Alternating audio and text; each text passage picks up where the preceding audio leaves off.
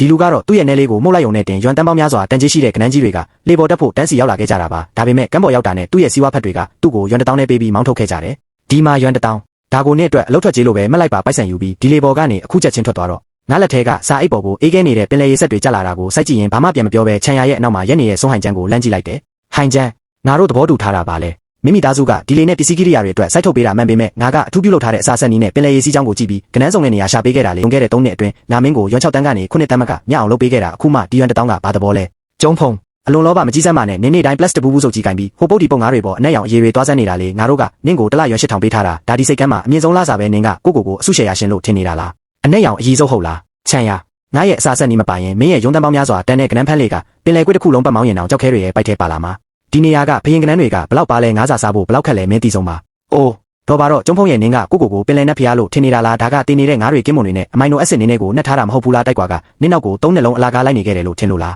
အကိုဖုံအကိုရဲ့အစားဆက်နီးအချိုးစားနဲ့နှက်ရမယ့်အပူချိန်အချိန်စရာတွေကိုငါကုံမှတ်ထားပြီးဒါကလောက်ရတာအရင်မခက်ပါဘူးအဲ့ဒီစကားကိုကြားလိုက်ရတဲ့ခါမှာပဲငါရင်ထဲကကြန့်ရှိနေတဲ့တန်ရောစင်ဆက်ကလေးပါလုံးဝပျောက်ကွယ်သွားခဲ့တော့တယ်ဒီစာဆက်နီးစံချိန်မီဖို့အတွက်လွန်ခဲ့တဲ့3နှစ်လုံးလုံးငါရေခဲမအောက်ရောက်နေတဲ့ပင်လယ်ထဲမှာရေထုအရေသွေးကိုစစ်ဆေးခဲ့ရတယ်အနက်အသက်ဆိုးရလာတဲ့အစာစခန်းထဲမှာလက်ပေါင်းများစွာပိတ်လောင်ပြီးအနက်ခံအာယုံတွေပျက်စီးခဲ့ရတာပါဒါတင်မကသေးဘူးဝေသူကြီးတွေကိုစီးယုံဖို့အတွက်စီးကရက်တွေကံပြုံးတူတွေပြပြီးစိုးဟန်ကျန်းအတွက်အဆက်အသွယ်တွေအကုန်ချိတ်ဆက်ပေးခဲ့တာ3နှစ်လုံးလုံးငါသူ့ရဲ့အယောင်ကုန်ရက်တစ်ခုလုံးကိုတိစောက်ပေးခဲ့လို့စီဖိုးတောင်မနေကမိတဲ့သူ့လေကဒီစိတ်ကမ်းမှာဝင်ငွေကောင်းဆုံးလေးဖြစ်လာခဲ့တာလေငါရဲ့အဓိကတက်ကူပစ္စည်းမပါသေးတဲ့အစာဆက်နီးအကျန်းကိုကြည့်ပြီးငါတပည့်ကငါ့ကိုတစ္ဆာဖောက်လိုက်တာနဲ့ပဲသူတို့ကပင်လယ်ပြင်ကိုစိုးမိုးလိုက်နိုင်ပြီလို့ထင်နေကြတာငါလည်းဘာမှဆက်မပြောတော့ပဲရေဆိုနေတဲ့စာအိတ်ကိုကောက်ယူပြီးအင်ဂျီအိတ်ထဲထည့်လိုက်တယ်ကောင်းပြီလေမင်းတို့သဘောတိုင်းပေါ့ဟာနောက်ဆိုစူးစမ်းပြီးအလုပ်လုပ်ဦးပေါ့သူတို့မသိတာကတိုင်ကွာခိုးယူထားတဲ့ဆက်နီးကရေတိမ်ပိုင်းကကနန်းသေးလေးတွေအတွက်ပဲရတာပါရေခဲရိုက်နေတဲ့ပင်လယ်နက်ပိုင်းရေစီးကြောင်းတွေထဲမှာတော့အဲ့ဒီစာကသူတို့ကိုဒုက္ခရောက်စေမဲ့အစိတ်ပဲဖြစ်သွားမှာပါဒီယုံ1000ကငါဖေရဲ့နောက်လာအတွက်ကြောက်ကက်စေခါတော့မလောက်ပါဘူးဟဲလိုဟန်လာဟာကျုံဖုံမင်းကားကိုတတိယလာပြီပေါ့ဘာလဲစိုးဟိုင်ကျန်းရဲ့လေကငါတွေပစ္စည်းချဖို့ပြန်လာပြီလားဒီတခါရောလက်လက်ဆက်ပင်လယ်စာကောင်းပါလားငါအတွက်အရင်ချန်ထားပေးပါဦး